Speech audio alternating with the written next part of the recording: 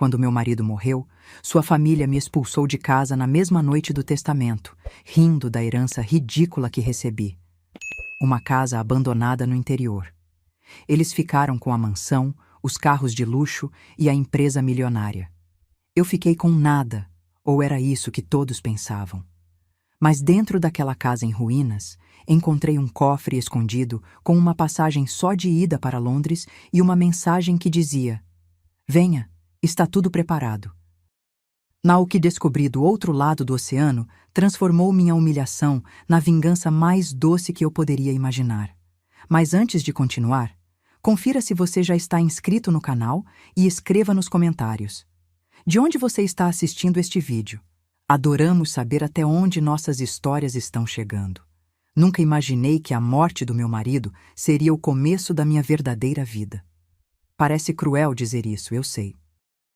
Mas depois de tudo que passei, depois de cada lágrima derramada e cada noite sem dormir, posso afirmar com certeza: Rafael me salvou mesmo depois de morto. Tudo começou naquela terça-feira chuvosa de setembro. Fazia exatamente 7 dias que havíamos enterrado Rafael.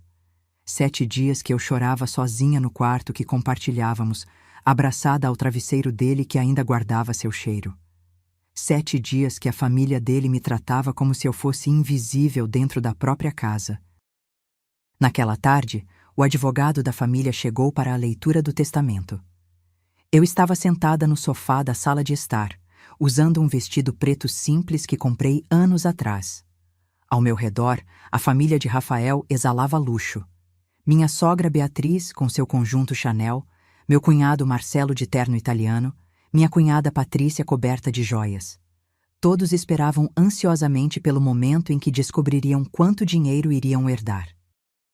O Dr. Mendes, o advogado, era um homem sério de uns 60 anos. Ele abriu a pasta de couro, ajustou os óculos e começou a ler com aquela voz monótona típica de quem lê documentos legais há décadas. Meu coração batia acelerado.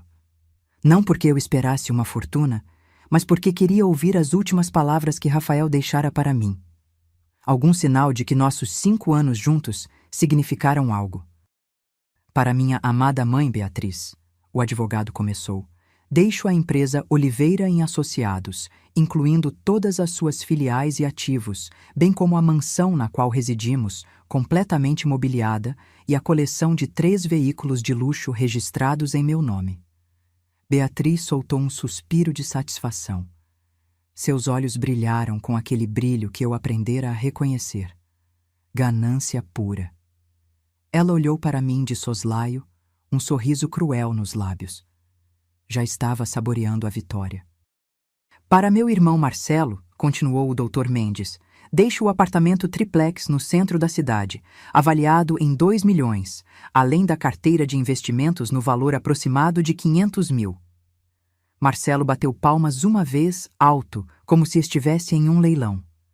Sempre soube que meu irmão tinha bom senso, ele disse rindo.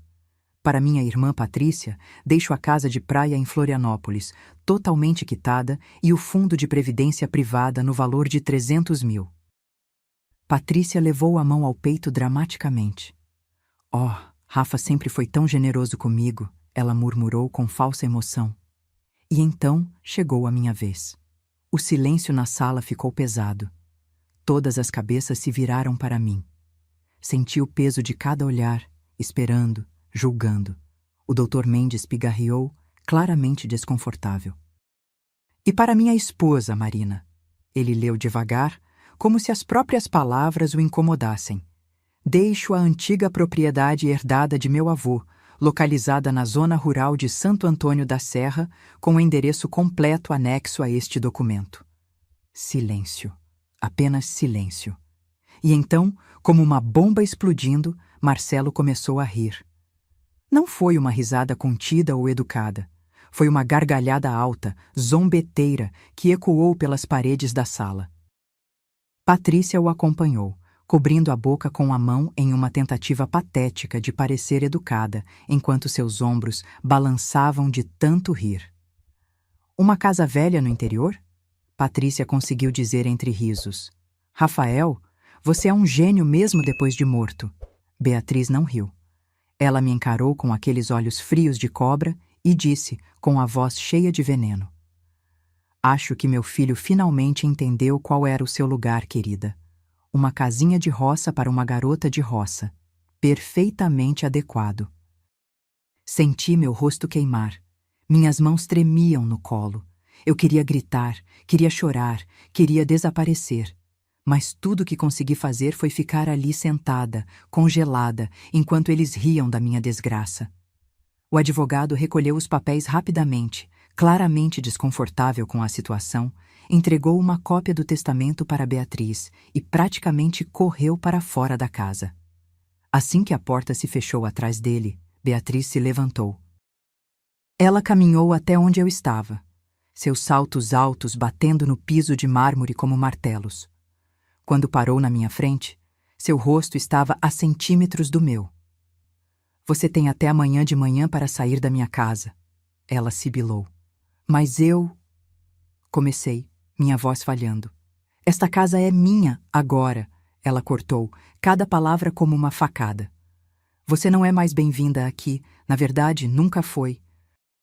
Meu filho cometeu um erro ao se casar com você, mas pelo menos teve a decência de corrigir isso antes de morrer. Beatriz, eu não tenho para onde ir, consegui dizer, sentindo as lágrimas começarem a cair. Pelo menos me dê alguns dias para... Amanhã de manhã, ela repetiu, virando as costas para mim. Marcelo, Patrícia, venham. Temos muito o que comemorar. Vamos jantar fora. Aquela comida francesa que tanto gostamos. Eles saíram rindo, me deixando sozinha naquela sala enorme e vazia. Fiquei ali sentada por quanto tempo? Não sei. As luzes se apagaram automaticamente quando escureceu. A chuva começou a cair lá fora, batendo nas janelas como dedos impacientes, e eu chorava. Chorava tanto que meu corpo todo doía. Rafael e eu nos conhecemos 6 anos atrás. Eu trabalhava como secretária em uma clínica médica, ganhando pouco, morando em um apartamento minúsculo que dividia com uma colega. Ele entrou um dia para uma consulta de rotina e nossos olhos se encontraram. Foi clichê, foi repentino, foi real. Ele era bonito, educado, gentil. Me convidou para tomar um café. Depois outro e outro. 3 meses depois estávamos namorando. 1 ano depois, ele pediu minha mão. Sua família odiou desde o primeiro momento. Para eles, eu era uma caçadora de fortunas, uma aproveitadora que queria o dinheiro deles. Não importava que eu amasse Rafael de verdade. Não importava que eu trabalhasse e pagasse minhas próprias contas. Para eles, eu nunca seria boa o suficiente. Rafael sempre me defendia. Quando Beatriz fazia comentários cruéis durante os jantares de família, ele segurava minha mão por debaixo da mesa. Quando Marcelo insinuava que eu era interesseira, Rafael o confrontava na hora. Ele era meu protetor, meu defensor, meu amor. Ou pelo menos era isso que eu pensava. A doença chegou de repente. Um dia ele estava bem, rindo, fazendo planos para o futuro. No outro, estava no hospital com um diagnóstico devastador. Câncer agressivo, estágio avançado. Os médicos deram 6 meses. Ele durou 4. Esses 4 meses foram os piores da minha vida. Eu cuidava dele dia e noite. Levava comida no hospital, dormia na cadeira desconfortável ao lado da cama dele, segurava sua mão quando a dor era forte demais. Sua família aparecia ocasionalmente, sempre com desculpas sobre compromissos importantes, sempre saindo depois de 10 minutos. Na última semana, quando Rafael mal conseguia falar, ele apertou minha mão com força e sussurrou: Confie em mim, Marina. Não importa o que aconteça. Confie em mim. Eu não entendi na época. Achei que fossem delírios da morfina. Mas prometi que confiaria. Agora, sentada naquela sala escura, enquanto a família dele comemorava minha humilhação em um restaurante caro, aquelas palavras voltaram à minha mente. Confie em mim. O que isso significava?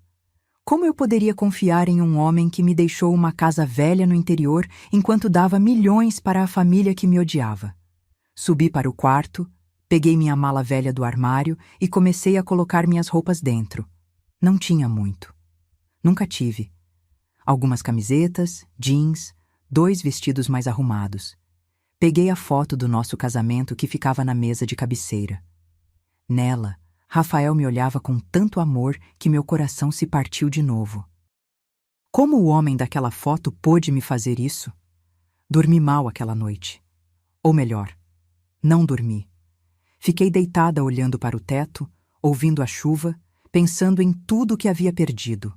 Meu marido, minha casa, minha dignidade, tudo. De manhã cedo, antes mesmo do sol nascer, ouvi batidas na porta do quarto. Era Beatriz. Hora de ir, ela disse sem entrar. Deixe as chaves na mesa da entrada. Não respondi. Simplesmente terminei de arrumar minha mala, vesti um jeans e uma blusa simples, amarrei meu cabelo em um rabo de cavalo e desci as escadas pela última vez. Beatriz, Marcelo e Patrícia estavam na sala, tomando café da manhã como se fosse um dia normal. Ninguém olhou para mim. Deixei as chaves na mesa, como mandado. Peguei minha mala e saí pela porta da frente. A manhã estava fria e nublada. Chovia fino, aquela garoa irritante que te deixa molhada aos poucos. Caminhei até o portão, ouvi quando ele se fechou atrás de mim com um clique final. E então fiquei ali parada na calçada, sem saber para onde ir. Peguei meu celular e abri o documento que o advogado me enviou por e-mail. O endereço da tal casa, Santo Antônio da Serra. Eu nunca tinha ouvido falar desse lugar. Pesquisei no Google Maps. Era uma cidadezinha minúscula no interior, a 4 horas de distância. Uma casa perdida no meio do nada. Não tinha escolha. Peguei um ônibus até a rodoviária. Comprei uma passagem com o pouco dinheiro que tinha na conta e esperei 3 horas até o próximo ônibus para lá. A rodoviária era suja e cheirava mal. Sentei em um banco de plástico, abraçada à minha mala, observando as pessoas passarem. Famílias viajando juntas, casais de mãos dadas, crianças correndo. Todos tinham alguém. Eu estava completamente sozinha. A viagem de ônibus foi interminável. O veículo estava velho e desconfortável, chacoalhando em cada buraco da estrada. Passei as 4 horas olhando pela janela embaçada, vendo a paisagem urbana dar lugar a fazendas, montanhas, verde. Quanto mais nos afastávamos da cidade, mais vazio tudo parecia. Assim como eu me sentia por dentro, vazia. O ônibus me deixou em uma pracinha no centro de Santo Antônio da Serra. E quando digo centro, estou sendo generosa. Havia uma igreja pequena, uma padaria, um mercadinho e talvez umas 20 casas ao redor. Era fim de tarde e o lugar estava praticamente deserto. Algumas galinhas ciscavam na rua de terra. Um cachorro velho dormia na sombra de uma árvore. Mostrei o endereço para um senhor que varria a calçada em frente à padaria. Ele coçou a cabeça, olhou para mim com curiosidade e apontou para uma estrada de terra que subia o morro. É lá em cima, moça. Uns 3 quilômetros, mas ninguém mora lá faz tempo. Dizem que a casa está caindo aos pedaços. Perfeito. Exatamente o que eu precisava ouvir. Agradeci e comecei a subir a estrada, arrastando minha mala pelas pedras. As rodinhas travavam a cada metro. Meus braços doíam. O sol estava se pondo, pintando o céu de laranja e rosa. E em outra situação eu teria achado bonito. Mas naquele momento, só conseguia pensar em como minha vida tinha desmoronado. Levei quase 1 hora para chegar. Quando finalmente vi a casa, meu coração afundou ainda mais. O senhor tinha razão. A casa estava caindo aos pedaços. Era uma construção antiga, de madeira e pedra, com o telhado parcialmente desabado. As janelas estavam quebradas, vidros espalhados pelo chão. O mato crescia alto ao redor, invadindo a varanda. Parecia cenário de filme de terror. Isso não pode estar acontecendo, sussurrei para mim mesma, sentindo as lágrimas voltarem. Rafael, como você pôde fazer isso comigo? Mas já estava escurecendo e eu não tinha para onde ir. Com as mãos tremendo, empurrei o portão enferrujado que rangeu alto. Subi os degraus podres da varanda, torcendo para não cair através deles. A porta da frente estava trancada com um cadeado velho e enferrujado. Não tinha chave. Estava prestes a desabar ali mesmo quando notei algo. Na varanda, em um canto coberto de poeira e folhas secas, havia um vaso de flores. Não um vaso qualquer, mas um vaso de cerâmica azul com um pé de jasmim. E o jasmim estava verde, vivo, claramente cuidado há pouco tempo. As flores brancas e delicadas exalavam um perfume doce que cortou através do cheiro de mofo e abandono. Meu coração começou a bater mais rápido. Jasmim. Rafael amava jasmim. Em nosso primeiro aniversário de namoro, ele me deu um buquê de jasmins e disse: "Essa flor me lembra você, delicada, mas resistente." Isso não podia ser coincidência. Me ajoelhei ao lado do vaso e, seguindo um instinto que nem sabia que tinha, levantei-o. Era pesado, mas consegui movê-lo um pouco. E lá, embaixo, coberta de terra, estava uma chave. Uma chave grande, antiga, de metal escuro. Minhas mãos tremiam tanto que quase a deixei cair. Limpei a terra, levantei e caminhei até a porta. Coloquei a chave na fechadura do cadeado. Ela entrou perfeitamente. Girei. O cadeado abriu com um clique alto. Empurrei a porta e ela abriu com um rangido de filme de suspense. O interior estava escuro e cheirava a mofo e madeira velha. Acendi a lanterna do celular, que já estava com pouca bateria, e entrei. A casa era grande, muito maior do que parecia por fora. Havia uma sala espaçosa com móveis cobertos por lençóis brancos empoeirados. Uma escada de madeira subia para o segundo andar. Um corredor à esquerda levava para o que parecia ser uma cozinha, e à direita, uma porta fechada. Algo me puxou para aquela porta. Não sei explicar. Foi como se uma voz silenciosa me chamasse. Aproximei-me e girei a maçaneta. A porta abriu para o que claramente era um escritório, e este escritório era diferente. Enquanto o resto da casa estava coberto de poeira e abandono, aqui tudo parecia recente. Havia uma mesa grande de madeira, uma cadeira de couro, estantes cheias de pastas organizadas. E sobre a mesa, um cinzeiro com restos de cinza ainda fresca. Rafael tinha estado aqui, recentemente. Minha mente girava tentando processar isso. Todos aqueles meses, quando ele dizia que estava em tratamento experimental em outra cidade, será que ele estava vindo aqui? O que ele estava fazendo? Por quê? Meus olhos percorreram o escritório, procurando por respostas.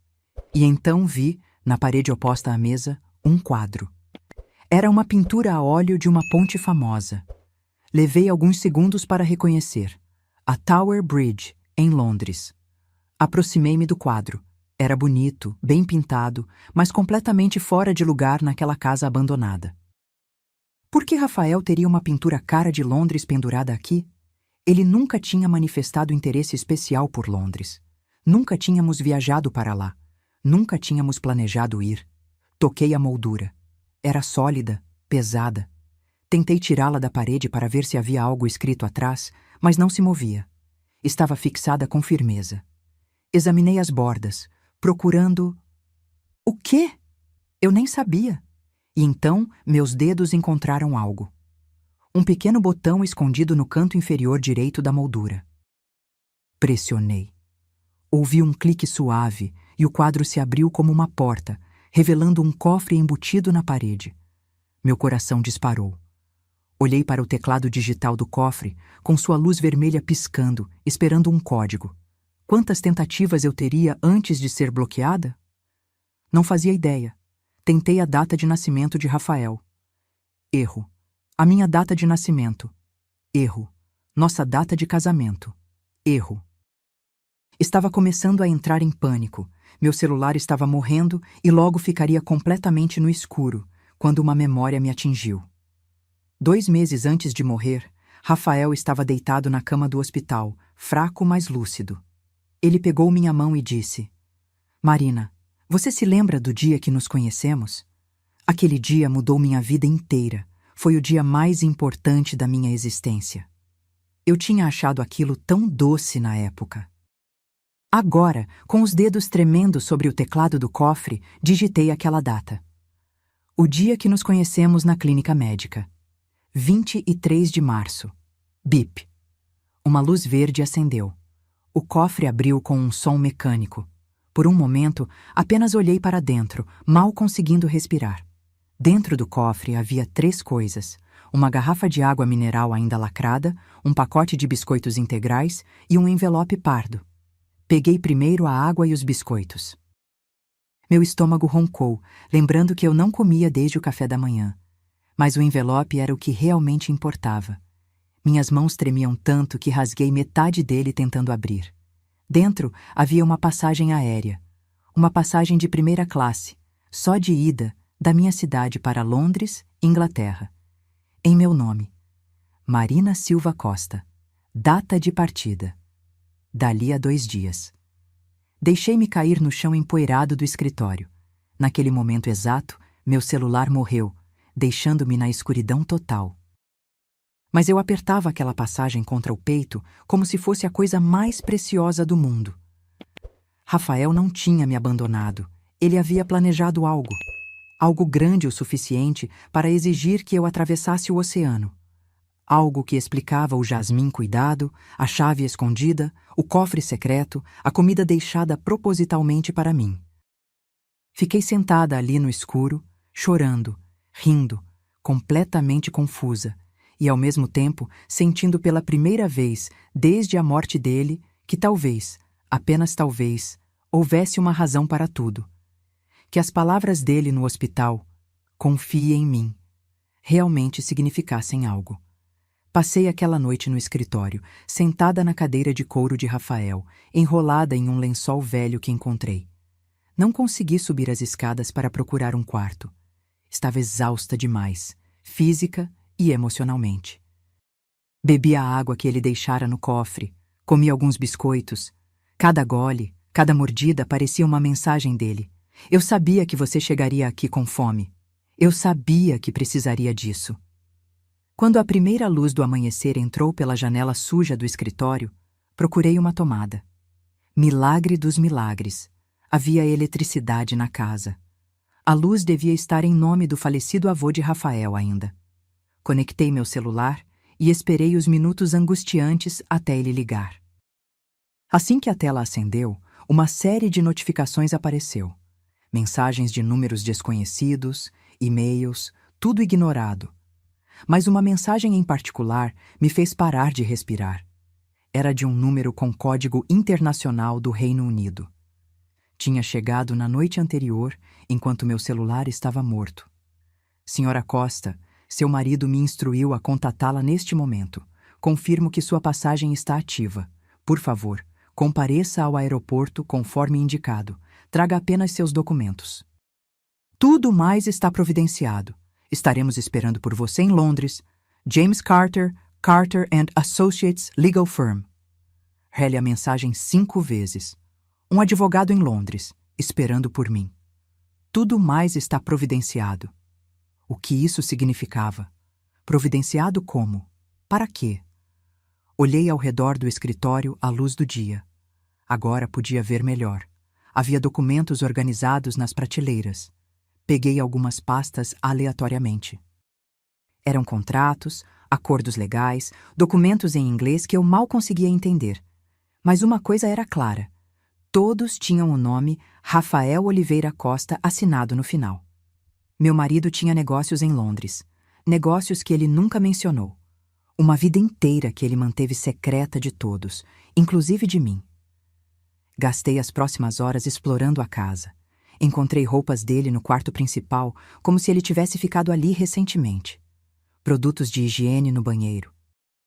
Comida não perecível na despensa da cozinha. Esta não era apenas uma casa antiga herdada. Era um refúgio, um lugar secreto onde Rafael vinha quando precisava escapar. Mas escapar de quê? Da família? Da doença? De mim?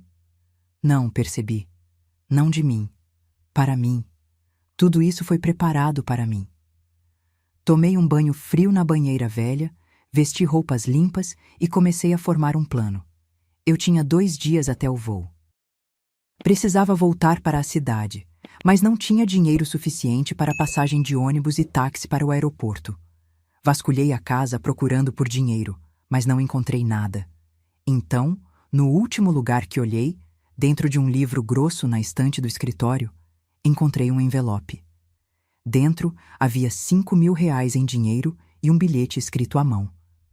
A caligrafia de Rafael. Marina, sei que está assustada e confusa. Sei que acha que te traí, mas cada passo que dei foi para te proteger. Use este dinheiro para voltar e pegar o voo. Não fale com ninguém da minha família. Não conte a ninguém para onde está indo. Apenas confie em mim mais um pouco. Londres tem todas as respostas. Te amo mais do que qualquer palavra pode expressar. Perdoe-me pela dor que causei. R. Dobrei o bilhete e o guardei no bolso. Peguei o dinheiro, coloquei na bolsa junto com meus documentos e a passagem. Deixei a mala para trás. Se o advogado disse para levar apenas documentos, era isso que eu faria. Desci a estrada de terra pela última vez. Não olhei para trás. Aquela casa tinha me dado mais respostas do que eu esperava, mas também 1.000.000 de novas perguntas. Na pracinha de Santo Antônio da Serra, peguei um táxi que me levou de volta para a cidade. A viagem custou uma fortuna, mas eu tinha dinheiro agora. Passei aquela noite em um hotel barato perto do aeroporto. Mal dormi. Minha mente não parava de girar, criando cenários do que poderia me esperar em Londres. No dia seguinte, acordei antes do alarme. Tomei banho, vesti minhas melhores roupas, que eram apenas jeans e uma blusa simples, e fui para o aeroporto 3 horas antes do voo. O check-in foi estranho. A funcionária olhou para minha passagem de primeira classe, depois para mim, com minhas roupas simples e nenhuma bagagem, e franziu a testa. A senhora não tem bagagem para despachar? Não, apenas bagagem de mão. Menti, apontando para minha bolsa pequena. Ela hesitou, digitou algo no computador, fez uma ligação baixa para alguém. Um supervisor apareceu. Meu coração disparou. Eles iam me impedir de embarcar? Mas depois de mais algumas verificações e perguntas, finalmente me deram o cartão de embarque. A senhora tem acesso ao lounge VIP, a funcionária disse, ainda me olhando estranha. Portão 12. Bom voo. Passei pela segurança, pela imigração e encontrei o lounge VIP. Era um mundo completamente diferente. Poltronas de couro, comida de graça, silêncio. Pessoas em ternos caros trabalhavam em laptops. Eu me senti completamente deslocada em minhas roupas simples, mas me forcei a entrar e sentar. Peguei um sanduíche, porque não sabia quando comeria de novo, e esperei. Cada minuto parecia uma hora. Finalmente, chamaram meu voo. O avião era enorme. Nunca tinha voado de primeira classe antes. Na verdade, tinha voado apenas 2 vezes na vida, sempre na classe econômica mais barata possível. Uma aeromoça me cumprimentou com um sorriso profissional e me guiou até meu assento, que não era bem um assento, mas uma espécie de cabine privativa com uma poltrona que virava cama. Algo para beber antes da decolagem, senhora? Só água, por favor. Sentei, apertei o cinto e tentei não parecer tão perdida quanto me sentia. O avião decolou. Assisti pela janela enquanto minha cidade ficava cada vez menor, até desaparecer completamente nas nuvens. 12 horas de voo. 12 horas para pensar, para duvidar, para ter medo. A aeromoça ofereceu comida sofisticada que eu mal consegui comer. Ofereceu champanhe que recusei. Tudo que eu queria era chegar logo e descobrir o que diabos Rafael tinha planejado. Tentei dormir, mas não consegui. Cada vez que fechava os olhos, via o rosto dele. Via nosso casamento. Via ele no hospital. Via Beatriz rindo da minha herança ridícula. Via o cofre abrindo. Via a passagem para Londres. Finalmente, depois do que pareceu uma eternidade, o piloto anunciou que estávamos começando a descida para o aeroporto de Heathrow. Londres me recebeu com céu cinza e uma garoa fina. Quando saí do avião e entrei no terminal, senti o ar frio e úmido na pele. Era início de outono lá, e eu estava completamente despreparada com minhas roupas de verão brasileiro. Passei pela imigração com o coração na garganta. O agente olhou meu passaporte, minha passagem só de ida, minha falta de bagagem.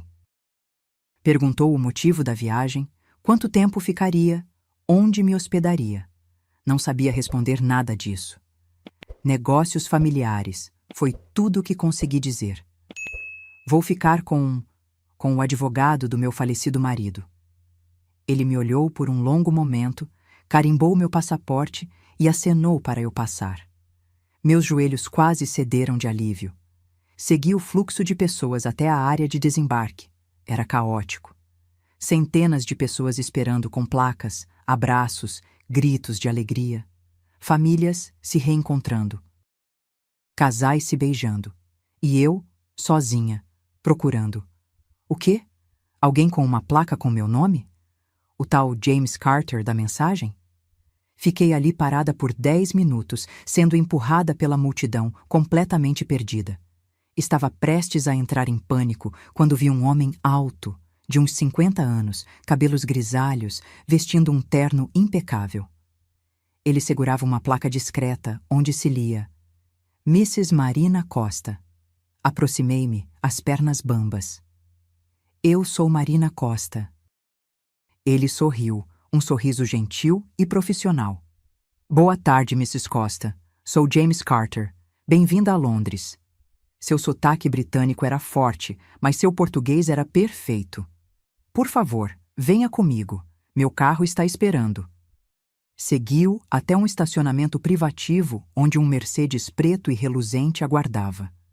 Um motorista uniformizado abriu a porta traseira para mim. Entrei, e o carro era tão luxuoso que eu tive medo de tocar em qualquer coisa. James Carter entrou do outro lado. Assim que as portas se fecharam e o carro começou a se mover, ele se virou para mim. Imagino que esteja cheia de perguntas, Mrs. Costa. Isso é pouco, respondi, minha voz saindo mais alta do que pretendia. O que está acontecendo? Por que Rafael me mandou para cá? O que ele estava fazendo em Londres?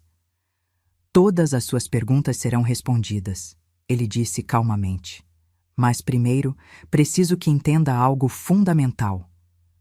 Tudo que seu marido fez foi para protegê-la. Cada decisão, cada segredo, cada mentira, tudo foi para garantir sua segurança e seu futuro. Proteger-me de quê? Da família dele? Eles já me humilharam o suficiente, não podem fazer nada pior. James Carter fez uma expressão que não consegui decifrar. Oh, Mrs. Costa, eles podem e fariam coisas muito piores se soubessem a verdade. Mas não se preocupe. Até descobrirem, será tarde demais. Ele abriu uma pasta de couro e tirou alguns documentos. Rafael Oliveira Costa não era apenas um empresário de nível médio no Brasil, como todos acreditavam. Nos últimos 10 anos, ele construiu discretamente um império internacional. E o coração desse império está aqui, em Londres. Olhei para os documentos que ele me mostrava, mas as palavras dançavam na página. Eu estava cansada demais, confusa demais para processar. Sua sogra herdou a empresa no Brasil, sim, continuou James. Mas aquela empresa estava oca. Há anos Rafael vinha desviando, legalmente devo acrescentar, todos os lucros reais para empresas aqui na Inglaterra. O que Beatriz herdou foi uma casca vazia, linda por fora, mas sem substância por dentro. Meu coração começou a bater mais rápido. O que você está dizendo? Estou dizendo, Mrs. Costa, que você é a única herdeira de uma fortuna considerável. Propriedades em Londres, ações em empresas internacionais, contas em bancos suíços, tudo em seu nome. Rafael passou o último ano de vida transferindo cada ativo real para uma holding da qual você é a proprietária única. Não conseguia respirar. Isso não pode estar certo. Por que ele faria isso? Porque te amava, James disse simplesmente. E porque conhecia sua família melhor do que ninguém. Sabia que se deixasse qualquer coisa substancial para você no Brasil, eles lutariam por isso. Te perseguiriam, te levariam aos tribunais, tornariam sua vida um inferno. Então ele os deu exatamente o que queriam, a ilusão de riqueza, e te deu a realidade dela. O carro entrou em uma área de prédios modernos de vidro às margens do Tâmisa. Paramos em frente a um arranha-céu elegante. Este é o edifício Riverside Tower, James anunciou. E o apartamento no último andar é seu. Meu? Seu. Rafael o comprou há 8 meses. Está totalmente imobiliado, pronto para você viver. Venha, vou mostrar-lhe.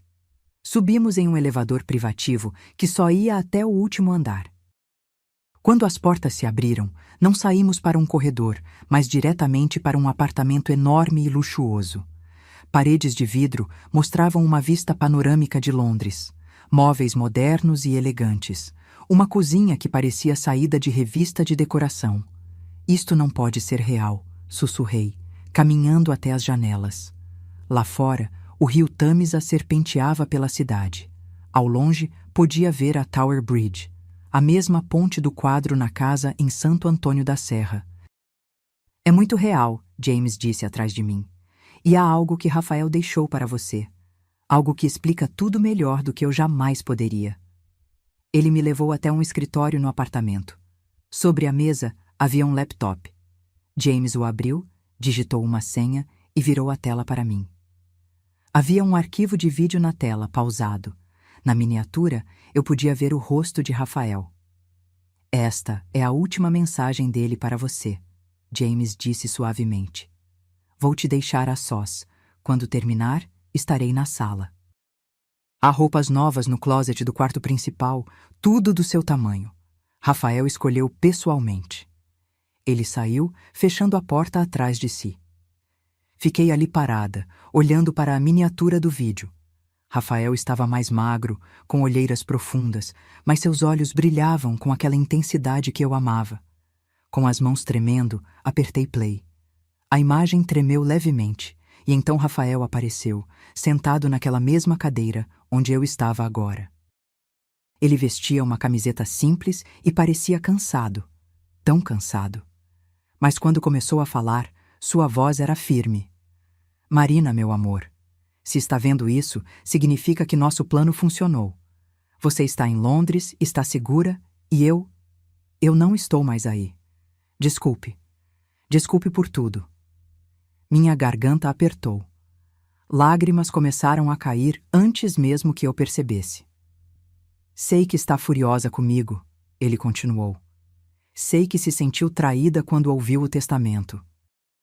Sei que minha família te humilhou, te expulsou, fez você se sentir como nada. E eu sabia que fariam isso. Contava com isso. Ele fez uma pausa, passando a mão pelo rosto. Minha mãe, meu irmão, minha irmã. Eu os conheço, Marina. Cresci vendo o veneno deles, a ganância deles.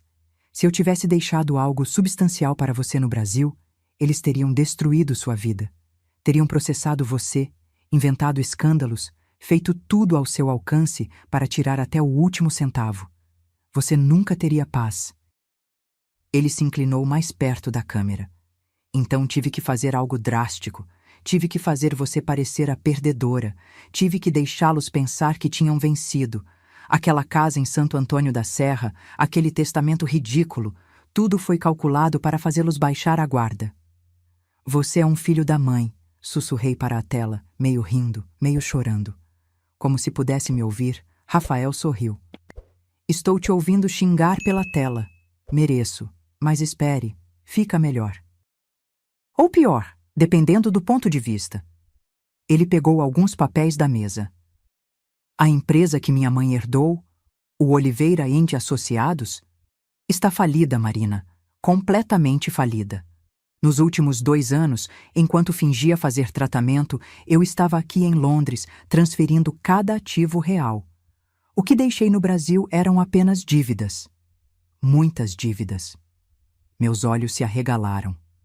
Peguei empréstimos enormes usando a empresa como garantia. Comprei aquela mansão a crédito, os carros de luxo a crédito, o apartamento de Patrícia a crédito. Tudo isso está com pagamentos atrasados, programados para vencer exatamente 3 meses após minha morte. Tempo suficiente para eles se sentirem seguros. Tempo suficiente para você chegar aqui. Ele recostou-se na cadeira, e pela primeira vez vi um sorriso genuíno em seu rosto. quando os bancos executarem as dívidas, e eles vão, minha família vai perder tudo. A mansão, os carros, o apartamento, a empresa, tudo. E sabe o que sobrou para eles? Nada. Absolutamente nada além das roupas que estão vestindo. Cobri minha boca com a mão. Oh, meu Deus! Enquanto isso, Rafael continuou, você, meu amor, é a proprietária de uma holding internacional avaliada em aproximadamente 15 milhões de libras. Tem este apartamento, mais 2 em outras cidades europeias. Tem ações em diversas empresas. Tem contas bancárias que vão te sustentar confortavelmente pelo resto da vida. As lágrimas escorriam pelo meu rosto. Não eram mais lágrimas de tristeza, mas de algo complexo demais para nomear. Choque, alívio, gratidão, raiva. Eu sei que estou pedindo muito, Rafael disse, sua voz ficando mais suave. Sei que mentir para você foi imperdoável, mas não tinha escolha, Marina. Se você soubesse de algo, sua reação não seria genuína. Minha família teria suspeitado. Precisavam realmente acreditar que você não valia nada para que te deixassem ir sem lutar. Ele se inclinou para a frente de novo. A casa em Santo Antônio da Serra era o primeiro teste. Sabia que você iria procurar respostas. Sabia que veria o jasmim, nossa flor. Sabia que você é inteligente o suficiente para perceber que aquilo não estava ali por acaso. O cofre, a passagem, James esperando por você aqui, cada peça foi colocada com cuidado. Por quê? Perguntei para a tela, como se ele pudesse me ouvir. Por que todo esse trabalho? Como se respondendo, ele disse, porque te amo, Marina, mais do que consigo expressar em palavras. Você foi a única coisa boa na minha vida. A única pessoa que me amou por quem eu era, não pelo meu dinheiro ou sobrenome. E quando soube que estava morrendo, a única coisa que importava era garantir que você ficaria bem, que seria feliz, que teria a vida que merece. Ele parou, limpando os próprios olhos. Não vou pedir para você não me odiar. Sei que, de certa forma, você vai me odiar por um tempo. Pelo que fiz você passar, pela humilhação, pelo medo. Mas espero que, eventualmente, você entenda que cada lágrima, cada momento de dor, foi necessário para te trazer aqui, para te dar liberdade. Rafael respirou fundo. James vai te ensinar tudo o que precisa saber sobre gerenciar seus ativos. Ele é confiável. Confie nele como confiou em mim. E Marina, viva. Por favor, viva. Viaje. Compre aquele vestido caro que sempre quis, mas nunca se permitiu pedir. Ria. Dance. E se, algum dia, seu coração encontrar outra pessoa, não se sinta culpada. Quero que você seja feliz, mesmo que não seja comigo. Ele sorriu uma última vez, aquele sorriso torto que me fez me apaixonar há anos atrás. Obrigado por me amar, Marina. Obrigado por 5 anos incríveis. Te amo. Sempre vou te amar. Até nos encontrarmos de novo, onde quer que seja. A tela ficou preta. Fiquei sentada ali, chorando, rindo, com as emoções todas misturadas. Depois de tudo, Rafael não tinha me traído. Ele tinha me salvado. Passei horas naquele escritório, assistindo o vídeo de Rafael repetidas vezes. Cada vez que ouvia sua voz, entendia mais um pedaço do quebra-cabeça. Cada segredo, cada mentira, cada momento estranho dos últimos meses, tudo fazia sentido agora. As viagens para tratamento experimental eram, na verdade, viagens para Londres para organizar a transferência de ativos. As reuniões com médicos especialistas eram encontros com advogados e contadores. Às vezes que ele voltava cansado e distante, não era só da doença, mas do peso de orquestrar um plano tão complexo enquanto lutava contra o câncer. E a casa em Santo Antônio da Serra não era um insulto, era uma estação de transição, um lugar seguro onde sua família nunca pensaria em procurar. Um lugar onde ele podia me levar, passo a passo, até a verdade. Finalmente me levantei, lavei o rosto no banheiro, anexo ao escritório, e fui encontrar James na sala. Ele estava sentado em uma poltrona de frente para as janelas, lendo algo em um tablet. Pronta para conversarmos? Ele perguntou gentilmente. Sentei no sofá em frente a ele. Preciso entender tudo, desde o começo. James colocou o tablet de lado. Rafael me procurou há 3 anos, logo após o primeiro diagnóstico. Na época, os médicos lhe deram 5 anos de vida. Ele usou esse tempo para criar uma estrutura financeira completamente separada da empresa familiar brasileira. Mas como? A família não percebeu o dinheiro sumindo? Porque ele era muito inteligente, James disse com um sorriso de respeito. Ele não tirou grandes quantias de uma vez. Por anos, desviou pequenas porcentagens dos lucros da empresa para contas offshore. Nada que levantasse suspeitas. E quando o câncer voltou mais agressivo, ele acelerou o processo, mas de forma que parecesse que estava gastando com tratamentos caros. Fiquei processando isso. E a parte das dívidas? Ah, sim. A parte mais brilhante do plano. James se inclinou para a frente. Há cerca de 1 ano, Rafael começou a pegar empréstimos bancários usando a empresa e os bens como garantia. Usou esse dinheiro para comprar a mansão, os carros luxuosos, o apartamento para sua irmã. Tudo o que sua família cobiçava.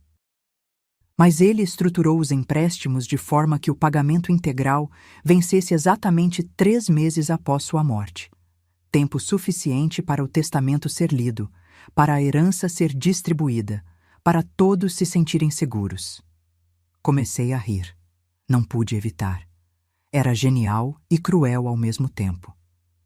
Então, quando os bancos cobrarem, eles vão descobrir que herdaram uma bomba prestes a explodir, James completou. A empresa não tem ativos para cobrir as dívidas. A mansão será executada. Os carros apreendidos, o apartamento tomado. Tudo. E eles não podem processar a mim porque oficialmente não herdei nada do Brasil, percebi. Exatamente. Você herdou aqui na Inglaterra através de uma estrutura legal completamente separada que não tem relação com a empresa brasileira. Rafael foi meticuloso em manter os 2 mundos separados. Levantei e caminhei até as janelas, olhando para a cidade lá fora. Quando os bancos vão executar as dívidas? James olhou para o relógio. Segundo meus cálculos, deve estar acontecendo exatamente agora. Meu coração pulou. Agora? Como neste exato momento? Sim. Rafael programou tudo para 3 meses após sua morte. Foi há exatos 3 meses hoje. Nos dias seguintes, James me ensinou tudo sobre minha nova vida. Passeamos por Londres enquanto ele explicava cada ativo que eu possuía. Este prédio de escritórios? Eu tinha 15% das ações. Aquele restaurante chique? Era meu. Aquela boutique de roupas caras? Também minha. Era surreal. 1 semana atrás, eu estava sendo expulsada de casa na chuva. Agora, eu era dona de propriedades espalhadas por 3 países. James também me mostrou as contas bancárias. Havia dinheiro suficiente para eu viver confortavelmente sem trabalhar um dia pelo resto da vida. Mas Rafael tinha deixado instruções. Ele não queria que eu apenas gastasse o dinheiro. Queria que eu o fizesse crescer, que continuasse seus investimentos, que me tornasse uma mulher de negócios de verdade. Ele acreditava em você, James me disse um dia enquanto tomávamos chá em um café chique. Sempre dizia que você era a pessoa mais inteligente que conhecia, mas que nunca teve a oportunidade de provar isso. Considerava essa sua chance. 1 semana após minha chegada, James entrou no apartamento com uma expressão estranha. Parte satisfação, parte apreensão. Aconteceu, ele disse simplesmente. A execução? Ele assentiu e me mostrou seu tablet. Eram notícias de jornais brasileiros online. As manchetes gritavam: Família Oliveira perde tudo em escândalo de dívidas. Herdeiros descobrem empresa falida. Mansão de empresário morto é apreendida. Havia fotos. Beatriz sendo retirada da mansão por seguranças do banco, gritando. Marcelo tentando impedir que levassem os carros. Patrícia chorando na porta do apartamento enquanto oficiais pregavam avisos de despejo. Eles fizeram até uma festa na mansão dias antes, James disse, mostrando fotos nas redes sociais. celebrando a herança. Agora estão nas ruas. Deveria sentir satisfação, vingança. Mas tudo que senti foi um vazio estranho. Sim, eles tinham sido cruéis comigo. Sim, mereciam uma lição. Mas ver Beatriz naquele estado, mesmo sendo ela, me deixou desconfortável. Rafael sabia que você se sentiria assim. James disse como se lesse meus pensamentos. Deixou uma carta adicional para quando isso acontecesse. Ele me entregou um envelope. Reconheci a caligrafia de Rafael imediatamente. Abri com mãos trêmulas. Marina, sei que está vendo as notícias e sentindo pena deles. Isso é porque você tem um coração bom, ao contrário deles. Mas lembre-se, eles riram quando você foi expulsada. Riram da sua dor. Teriam feito pior se pudessem. Não desperdice sua empatia com pessoas que nunca tiveram empatia por você. Eles cavaram a própria cova com ganância. Eu apenas dei a pá. Viva sua vida sem culpa. R. Dobrei a carta e aguardei. Ele estava certo. Eu não tinha causado a ruína deles. Sua própria natureza tinha causado. Se não fossem tão gananciosos, poderiam ter rejeitado a herança, investigado melhor. Mas a ganância os cegou. James passou os meses seguintes me treinando. Aprendi sobre mercado de ações, investimentos imobiliários, como administrar um portfólio diversificado. Aprendi inglês fluente com um tutor particular. Aprendi a me vestir para reuniões de negócios, a falar com confiança, a tomar decisões difíceis. Lentamente, a Marina assustada e humilhada que chegou em Londres começou a desaparecer. Em seu lugar, surgiu alguém mais forte. Alguém que Rafael sempre soube que eu poderia ser. 6 meses se passaram.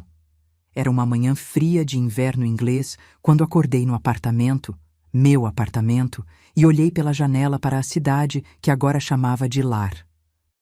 Londres tinha me acolhido de uma forma que nunca imaginei possível. Vesti um terno elegante que comprei na semana anterior. Não porque precisasse, mas porque queria. Pela primeira vez na vida, pude comprar algo simplesmente porque gostava, sem verificar o preço 3 vezes. Tinha uma reunião importante hoje. James tinha arranjado para eu conhecer os investidores de uma startup de tecnologia limpa. Eles precisavam de capital e eu estava considerando investir.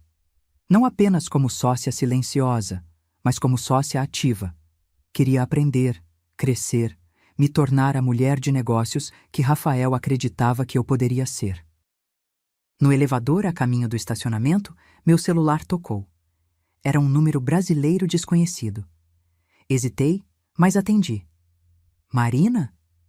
A voz era de Beatriz, mas tão diferente da que eu lembrava. Não havia mais arrogância, apenas desespero. Marina, preciso falar com você. Como conseguiu meu número?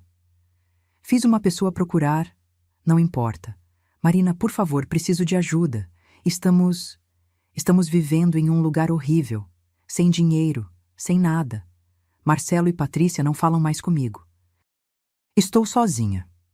Parte de mim, a parte que Rafael conhecia tão bem, sentiu pena. Mas uma parte maior, a parte mais forte que eu tinha desenvolvido, sabia a verdade. Beatriz disse calmamente: Você se lembra da noite que me expulsou? Da chuva? Das risadas? Você se lembra de dizer que eu não era nada? Silêncio do outro lado da linha. Eu lembro de cada palavra, continuei. Lembro de cada humilhação. E sabe de uma coisa? Agradeço por aquilo. Porque aquela noite foi o começo de algo maior do que você poderia imaginar. Rafael não me abandonou. Ele me salvou. De você, deles, de tudo. Marina, por favor. Não liguei mais. Viva com as consequências das suas escolhas, assim como eu vivi com as minhas. A diferença é que minhas escolhas me trouxeram para cá. E as suas? Bem, você está colhendo exatamente o que plantou. Desliguei antes que ela pudesse responder. Bloqueei o número. Não senti raiva. Não senti satisfação. Apenas paz. No estacionamento, entrei no meu carro, um Audi discreto, mas elegante, e dirigi até o escritório onde a reunião aconteceria. Enquanto dirigia pelas ruas de Londres, pensei em tudo o que tinha acontecido. 12 meses atrás, eu era uma viúva humilhada, sem dinheiro, sem lar. Hoje, eu era uma investidora respeitada, morando em uma das cidades mais caras do mundo, com mais oportunidades do que poderia ter sonhado. Mas mais do que isso, eu era livre. Livre da toxicidade daquela família. Livre das expectativas limitadas que sempre tive para mim mesma. Livre para ser quem eu quisesse ser. Rafael tinha razão. Cada lágrima, cada momento de dor, cada humilhação, tudo tinha sido necessário para me trazer aqui. Se ele tivesse me contado o plano, eu nunca teria reagido genuinamente. A família teria suspeitado. O plano teria falhado. A reunião foi bem. Muito bem. Decidi investir na startup e até assumi um papel consultivo. Os outros investidores me trataram com respeito. Ninguém me viu como a viúva coitada. Eles me viram como empresária, investidora, parceira. À noite voltei para casa e fui direto para o escritório. Abri a gaveta onde guardava as coisas de Rafael. A foto do nosso casamento, o bilhete que ele deixou na casa de Santo Antônio da Serra, a carta que me escreveu. Olhei para cada item, sentindo uma mistura de saudade e gratidão. Obrigada, sussurrei tocando a foto. Por tudo. Por me amar o suficiente para fazer o que fez. Por acreditar em mim quando eu não acreditava em mim mesma. Por me dar não apenas dinheiro, mas liberdade. Vou honrar isso. Prometo. Guardei tudo de volta, liguei meu laptop e comecei a revisar os documentos da nova empresa na qual tinha investido. Tinha muito trabalho pela frente. Mas pela primeira vez na vida, não era trabalho que eu fazia porque precisava sobreviver. Era trabalho que escolhi fazer porque queria crescer. Lá fora, Londres brilhava sob as luzes noturnas. Dentro do meu apartamento, eu sorri. Não um sorriso de vingança ou maldade. Um sorriso de paz, de gratidão, de esperança. Rafael tinha me dado o maior presente que alguém poderia dar. A chance de descobrir quem eu realmente era. E eu estava apenas começando a descobrir meu verdadeiro potencial. A história que começou com lágrimas na chuva terminou com força sob o sol. Ou melhor, não terminou. Apenas começou de verdade. Agora, se você gostou dessa história, clica em SI inscrever e me diz nos comentários qual parte te deixou de queixo caído. Ah, e não esqueça de se tornar membro para ter acesso a vídeos exclusivos que não posto aqui. Te espero lá.